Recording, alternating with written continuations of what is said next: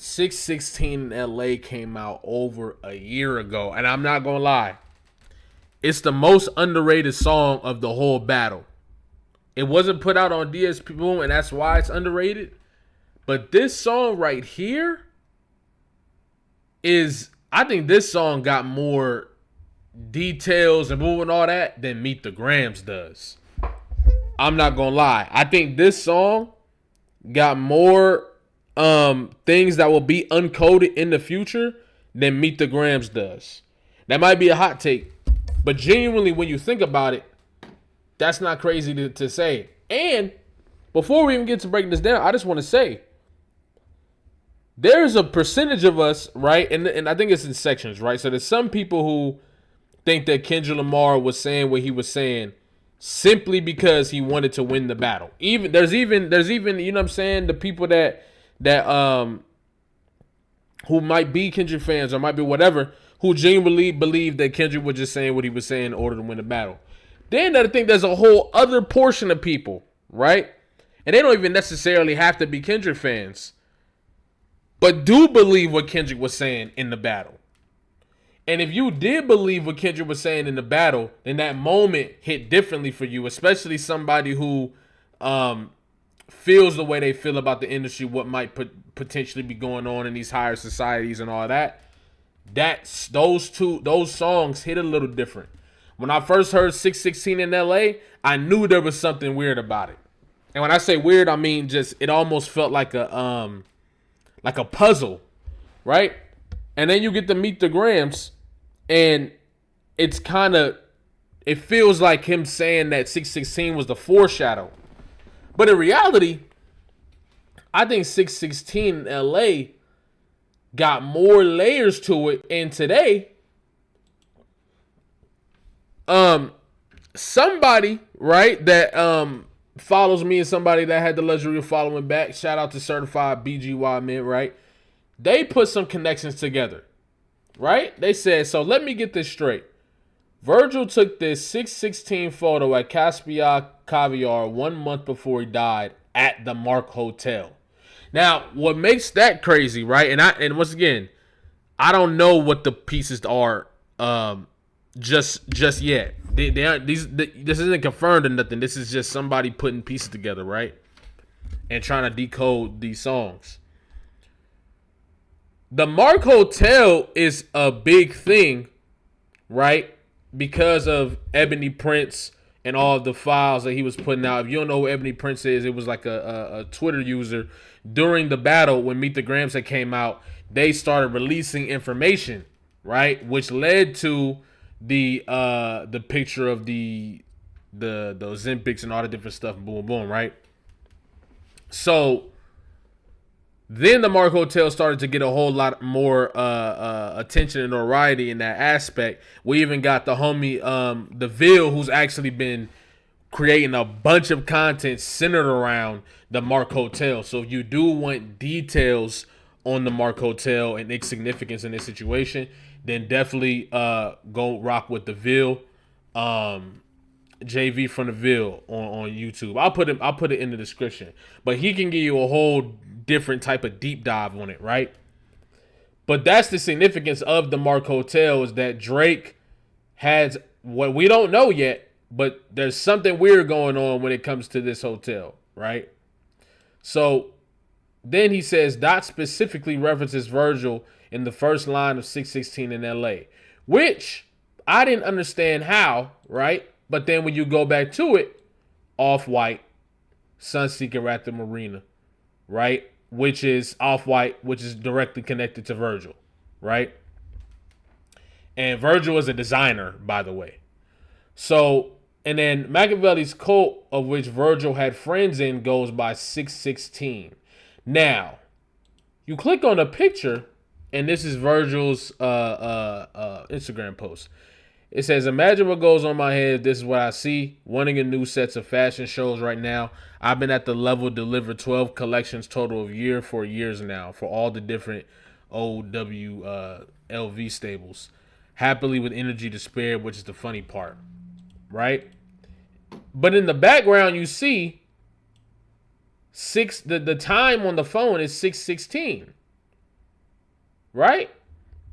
And then you got this here. That's really interesting. That's really, really interesting. Okay. Then what they're saying here too is that apparently there's some type of someone named Milcavelli's cult, not Machiavelli. Milcavelli had a cult apparently called 016 or 616. That's what they're stating here, right? So this ain't the only thing that they left behind. Then you got this, right? Which is Virgil, and they're saying that Zach Bia is in this picture, which is interesting, right? And we'll get to that in a second. And then, oh, whoa. Huh. And then you got this flag. It's the green, red, and blue. Hold on.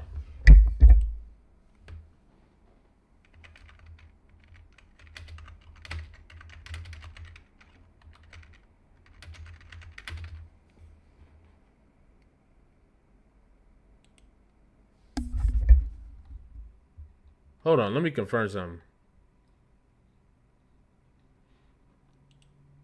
Huh.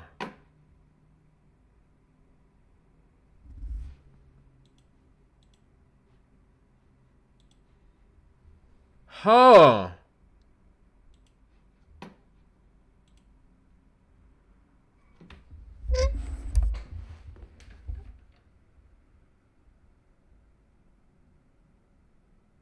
Oh, shit. Hold on.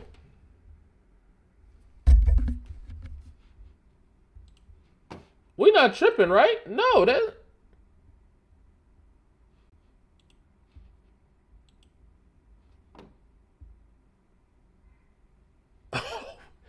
Hold on, bro. Nah, they on to something.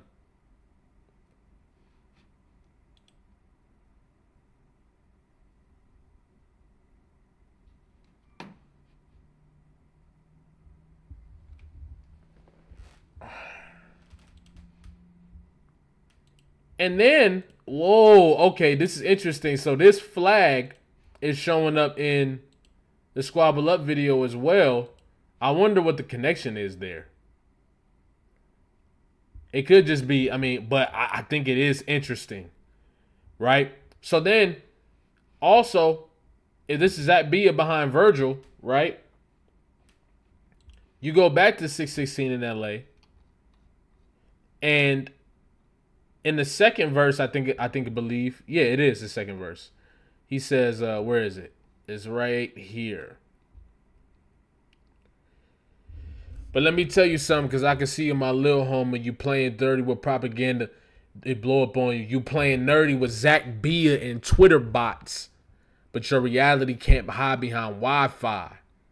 So this could be what the user is saying, is that the connection here is clearly stated in the song, which doesn't gotta be a direct connection. You feel what I'm saying to what Brett's saying, but it is very interesting that you get the Zach Bia in a picture with Virgil and the 616 in LA. We still putting the pieces together. That's interesting, along with the flag here that is also shown in the Squabble Up music video. And on top of that is actually Ebony Prince's profile picture on Twitter.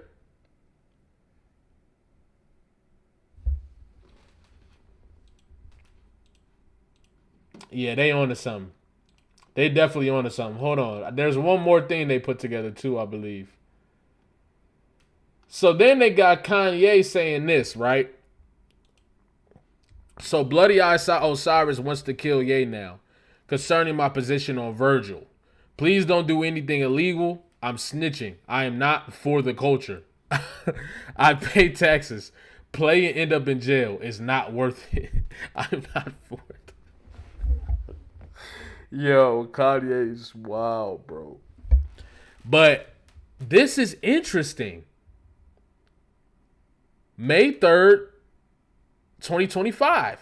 And this is like during the whole crazy stuff where Kanye was doing a whole bunch of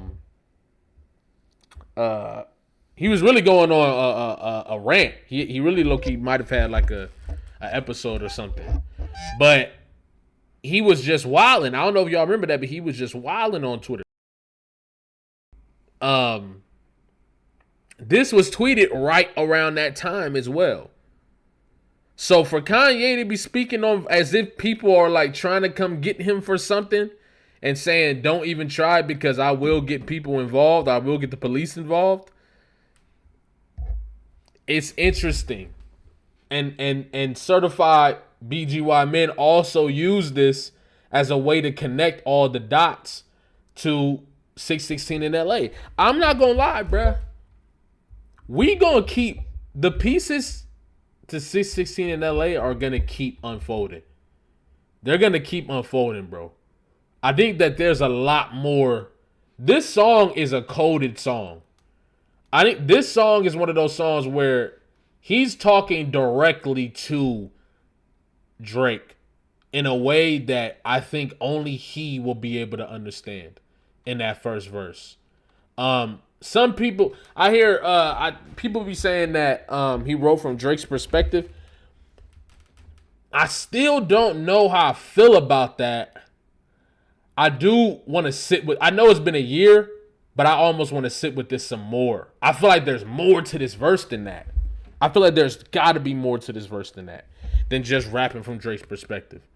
And then in the second verse, let's go over it real quick, see if we can find something. Yeah, somebody's lying. I can see the vibes on act. Even he looking compromised. Let's peel the layers back. Ain't no brownie points for beating your chest, harassing, and effing with good people make good. Now, yeah, this is clearly him saying, yeah, this is him clearly him talking about the conglomerate of media personalities that were trying to set up the play for Drake to win that battle. Conspiracies about Cash Dog, like bars like this, that's not even the leak. Find the jewels like Cash Dog. I just need you to think. Are you finally ready to have you ever? Let's see. Have you ever thought that OVO was working for me? Now, this is what I'm saying, bro. There's gonna be more to this song coming to fruition and coming to the forefront. There's nothing to talk about.